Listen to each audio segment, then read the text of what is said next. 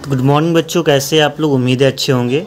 तो आज हम विज्ञान 8वीं क्लास का पढ़ने वाले हैं, जो कि चैप्टर नंबर है विज्ञान का 18। ध्वनियाँ तरह तरह की, यानी ध्वनि से रिलेटेड जो भी क्वेश्चन है उसके बारे में जो भी कॉन्सेप्ट है वो हमने सब्जेक्ट का क्लास में बता दिया था, ठीक है, जो हमारी क्लास चलती है। इसके बाद हम जो है सो आज जो टॉपिक है हमारा, उसका मेन टॉपिक है वो अभ्यास के प्रश्न उत्तर पे। तो आज हम इस चैप्टर का प्रश्न उत्तर बताएंगे पूरे डिटेल में, अच्छे से लाइन बाय लाइन, ठीक है। सारे ऑब्जेक्टिव, रिक्त स्थान, मिलान चिन्ह, सब्जेक्टिव, जो भी सारे क्वेश्चन है सारे क्वेश्चन बताएंगे। तो चलिए बढ़ते। ध्वनि के बारे में जो भी है वो सारे, जो भी कोई भी चीज़ कंपन या कोई भी चीज़ टकराती है, ध्वनि कंपन, ध्वनि उत्पन्न होता है, ठीक है। तो ध्वनि से जो भी क्वेश्चन है सब अभ्यास के प्रश्न उत्तर में उस पर चलते हैं। चलिए, अभी तक आपने चैनल को सब्सक्राइब नहीं किया तो सब्सक्राइब कर लीजिए और शेयर कर लीजिए अपने दोस्तों के पास, ठीक है। तो ये अभ्यास के प्रश्न उत्तर में जो पॉइंट नंबर क्वेश्चन में सही विकल्प के चुनिए, यानी 4 ऑप्शन दिया रहेगा, उसमें एक पे टिक लगाना, चुनना है। और का प्रश्न है, ध्वनि एक स्थान से दूसरे स्थान तक जाती है। तो इसका आंसर हो जाएगा घ में हो जाएगा ठोस, द्रव तथा गैस माध्यम, तीनों में से कोई नहीं। तो इसका हो जाएगा तीनों में से कोई नहीं होगा, ये घ ऑप्शन हो जाएगा, ठीक है। इसके बाद बौना प्रश्न है, अश्रव्य ध्वनि कहलाते हैं। तो इसका आ जाएगा घ नंबर, क तथा ख दोनों में, यानी 20 हर्ट्ज से कम आवृत्ति और 20,000 हर्ट्ज से अधिक आवृत्ति होती है, ठीक है। इसके बाद है 100वां प्रश्न है, किसी कंपित वस्तु का अपनी माध्यम स्थिति से दोनों कोण अधिक दूरी तक का विस्थापन कहलाता है। तो ये ख आंसर हो जाएगा, इसका आयाम हो जाएगा, ठीक है। बढ़ते प्रश्न नंबर 2 की ओर, जो कि उचित शब्दों द्वारा रिक्त स्थानों की पूर्ति कीजिए। तो कौन प्रश्न है, ध्वनि किसी वस्तु के डैश द्वारा उत्पन्न होती है। तो कंपन हो जाएगा इसका आंसर, ठीक, कंपन द्वारा उत्पन्न होती है, ठीक है। खौना प्रश्न है, प्रति सेकंड होने वाले दोलनों की संख्या को डैश क्या कहते हैं। तो आवृत्ति कहते हैं, इसमें आवृत्ति भर देंगे।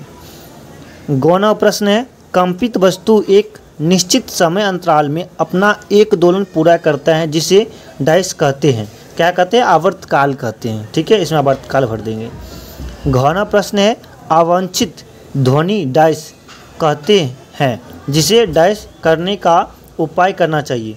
तो अवांछित ध्वनि जो है सो ध्वनि प्रदूषण कहते हैं। और किसे नियंत्रित करना चाहिए, ध्वनि प्रदूषण क्या कहते हैं, नियंत्रण करने का क्या करना चाहिए, उपाय, तो नियंत्रित करने का उपाय करना चाहिए, ठीक है। चलिए, प्रश्न नंबर 3 है, निम्न वाद्य यंत्रों में उस भाग को पहचान कर लिखिए जो ध्वनि उत्पन्न करने के लिए कंपित होता है। यानी कुछ जो वाद्य यंत्र हैं, कुछ यंत्र दिए हुए हैं, उसमें ये बताना है आपको कि पहचाना है कि क्या चीज़ में कंपन होता है, तो जो है सो ध्वनि उत्पन्न होता है। जैसे ढोलक देखते हैं, तो ढोलक में क्या चीज़ कंपन होता है। तो देखिए ढोलक होता है, चमड़ा, देखिए कंपन होता है, तो ये चमड़ा हो जाएगा इसके आंसर, ठीक है। खौना प्रश्न है, झाल। झाल में देखिएगा, तो झाल जो है एक दूसरे से टकराते हैं तो बजता है, तो ये एक दूसरे से टकराने पर बजता है, तो इसका आंसर हो जाएगा। गौना प्रश्न है, बांसुरी। तो बांसुरी में क्या होता है, तो देखिएगा कुछ छिद्र होते हैं उसमें बने हुए, उस छिद्र से हवा से जो है सो क्या कंपन, जिससे बांसुरी बजती है। घौना प्रश्न है, एक तारा। एक तारा में देखिएगा तार जो धागा होता है ना, वो कंपन होने से एक तारा बजता है। इसके बाद है सितार। सितार में भी क्या होता है, तार लगा होते हैं, वही कंपित होने से बजते हैं। चलिए बढ़ते, अगला है सब्जेक्टिव प्रश्न, जो कि 4 नंबर प्रश्न की ओर बढ़ते हैं। प्रश्न नंबर 4 है, आपके माता पिता एक आवासीय मकान खरीदना चाहते हैं जिसमें आपको भी रहना है। एक मकान का मुख्य सड़क के किनारे तथा दूसरा मकान सड़क से दूर एक बगीचे के पास है, जहां इसी सड़क से एक रास्ता जाती है। आप किस मकान को खरीदने का सुझाव देंगे, उत्तर की व्याख्या कीजिए। मतलब ये क्या है कि बेसिकली आम जिंदगी के जीवन यापन पे ये डिपेंड क्वेश्चन है, जो ये खुद पे लेकर भी अपने मन से भी इसका आंसर लिख सकते हो। बेसिकली मैं इसका उत्तर बता रहा हूँ।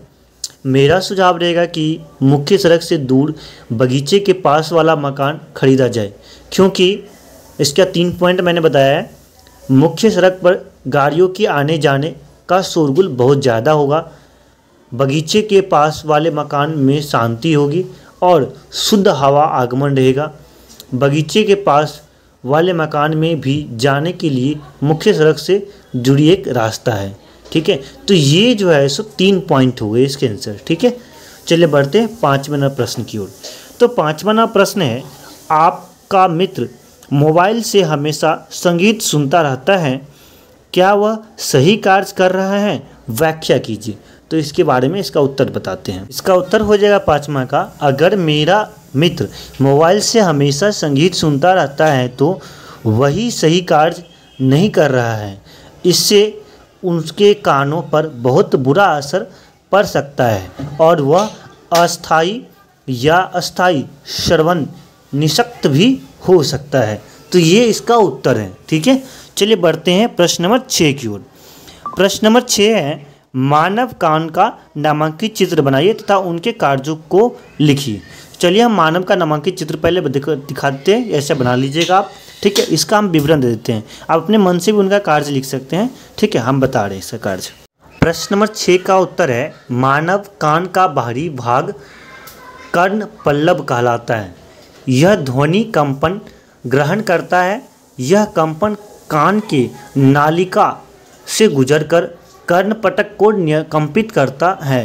कंपित कर्णपटा ध्वनि को विद्युत संकेत में बदल देता है, जिसे श्रवण तंतु द्वारा हमारे मस्तिष्क को पहुंचा दिया जाता है।